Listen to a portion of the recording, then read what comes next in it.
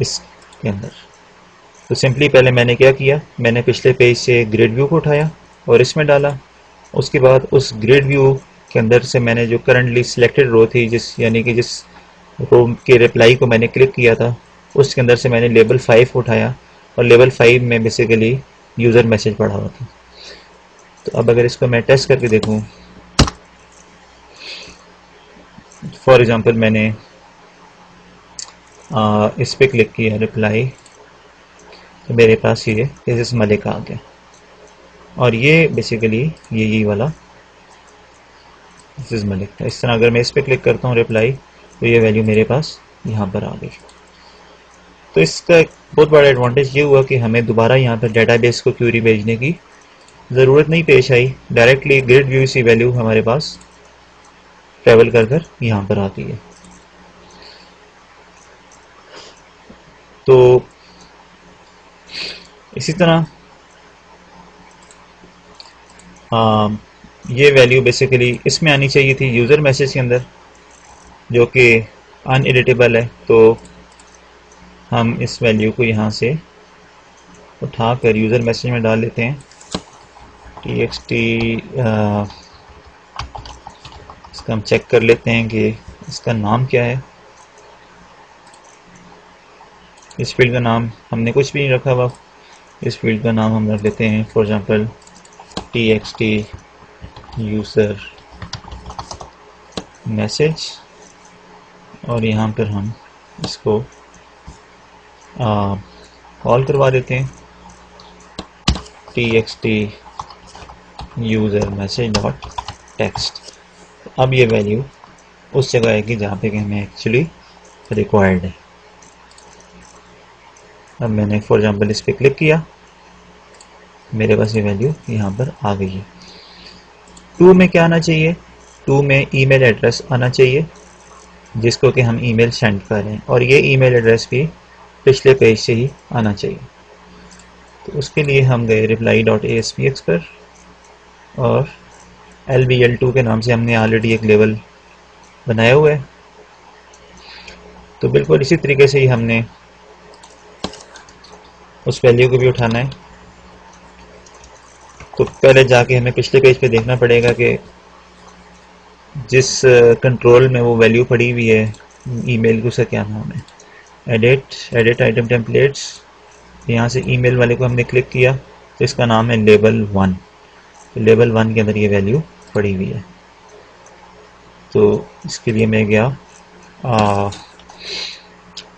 lbl2 dot text is equal to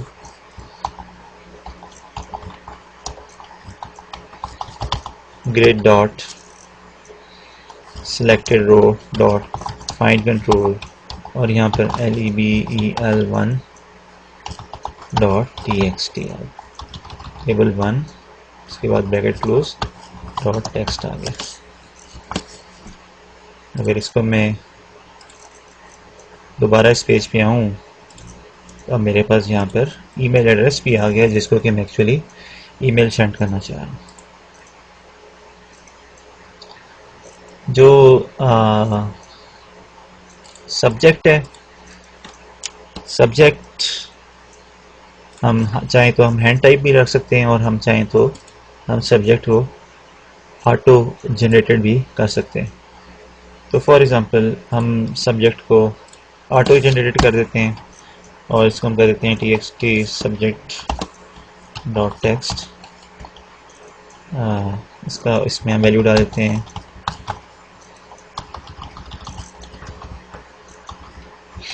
RE reply from, for example जो भी website है आपकी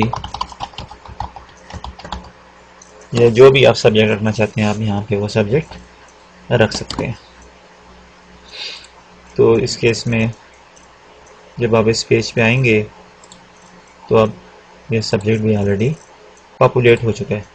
तो मैसेज वो चीज़ है जो कि आप यहाँ पर खुद टाइप करेंगे।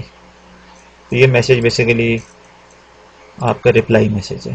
इसका अगर मैं नाम चेंज कर दूँ, रिप्लाई मैसेज कर दूँ तो ज़्यादा सूटेबल होगा। अब ये हमारे पास एक ईमेल पेज बन गया है और इस पर हमारे पास वैल्यूज़ भी आ रही हैं। तो अब हम प्रिपेयर्ड है कि हम ईमेल सेंड कर दें। तो उसके लिए हमारा एक मेल सर्वर से कनेक्शन होना ज़रूरी है, और उसके लिए हम जाके अपनी web.config फाइल में नेसेसरी चेंजेस करेंगे ताकि हम एक मेल सर्वर से कनेक्ट हो सकें। फॉर एग्ज़ाम्पल ये web.config फाइल है और इसमें हम जो चेंजेस करेंगे वो हम करेंगे यहाँ पर, और यहाँ पर हम एक नया टैग एंटर करेंगे जिसका कि नाम होगा system.web।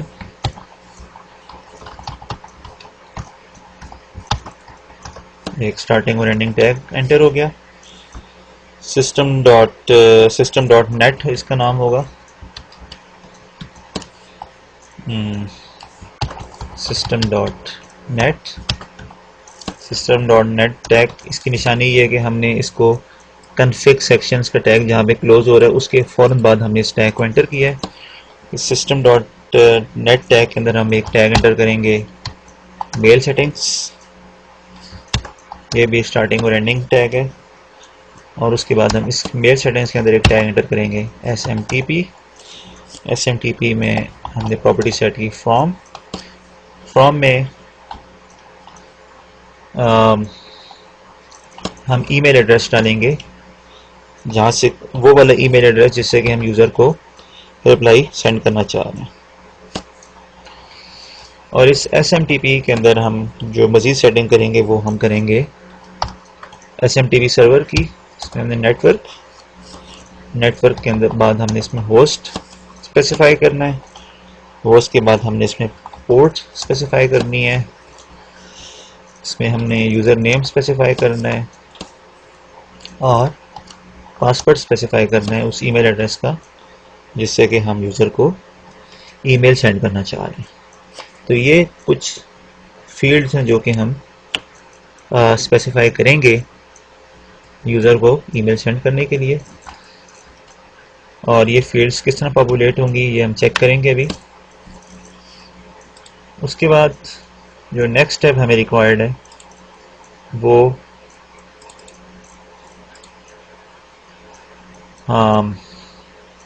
हमें रिक्वायर्ड है इस बटन के अगेंस्ट फंक्शनैलिटी लिखने का, और उसके लिए हमारे पास एक रेफरेंस ऐड होना ज़रूरी है जिसका नाम है यूजिंग system.net.mail। उसके बाद हम यहाँ पर अपने पास कुछ नेसेसरी ऑब्जेक्ट्स बनाएंगे। For example mail message mm is equal to new mail message, mm.to.add is equal, और इसमें हमने एक मेल एड्रेस का एक नया ऑब्जेक्ट बना दिया जिसमें कि हम वैल्यू डाल देंगे lvl2.text। उसके बाद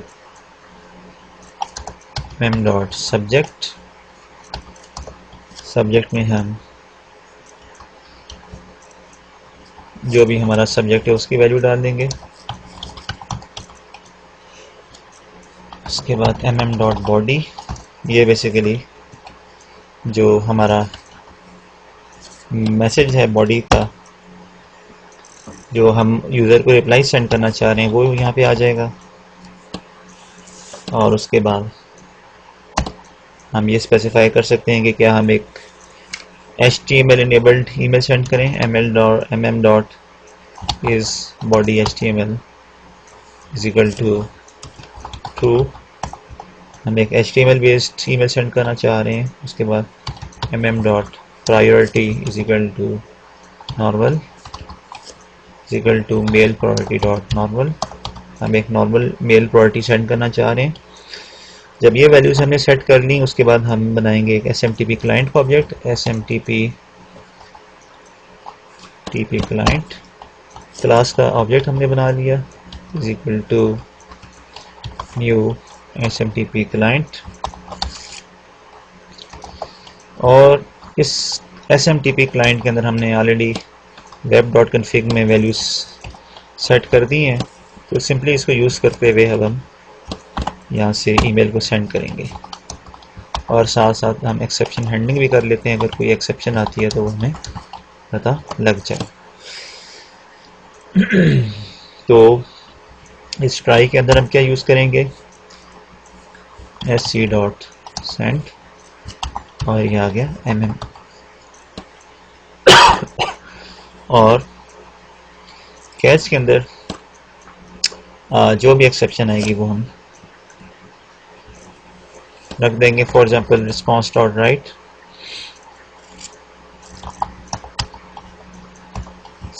ex डॉट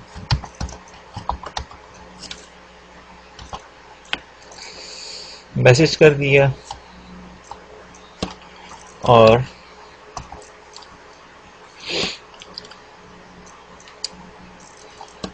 अगर फॉर एग्जांपल ईमेल सक्सेसफुली चली जाती है तो यहीं पे ही हम लेबल भी यूज़ कर सकते हैं मैसेज दिखाने के लिए, लेकिन हम यहाँ पे भी कर सकते हैं ईमेल सेंट सक्सेसफुली,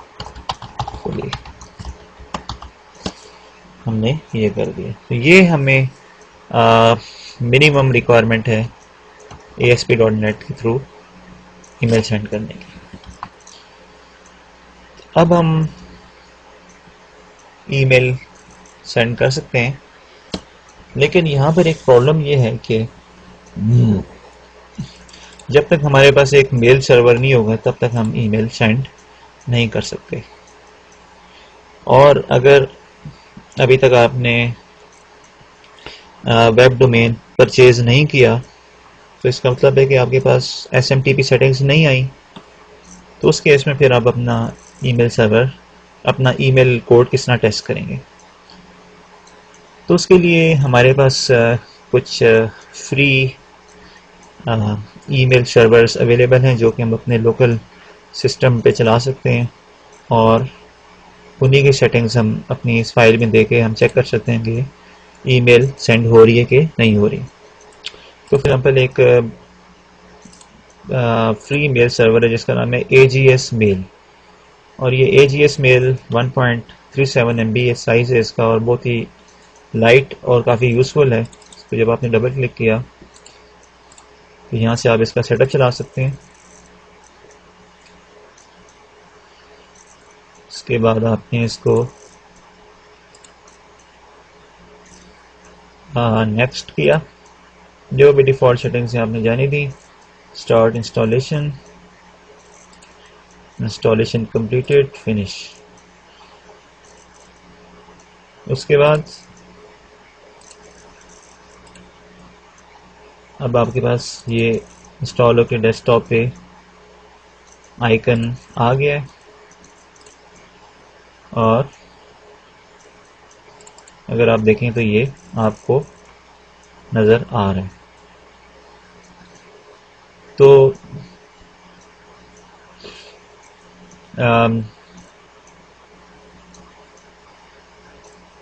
इसको चलाने के लिए हमें कुछ सेटिंग्स करनी पड़ेंगी। हम गए ऑप्शंस में, ऑप्शंस में जाने के बाद हम गए पोर्ट्स में,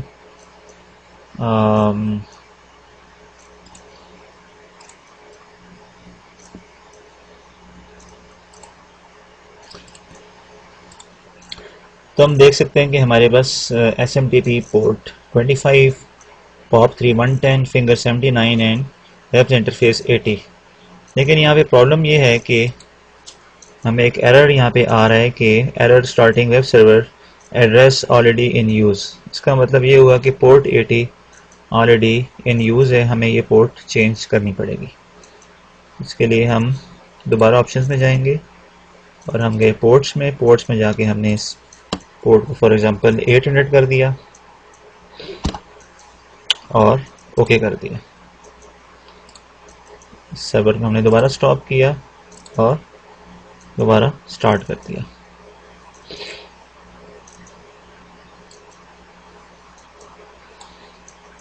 तो वेब सर्वर इस दफ़ा स्टार्ट हो गया और लिसनिंग ऑन पोर्ट 800। इसका क्या मतलब है?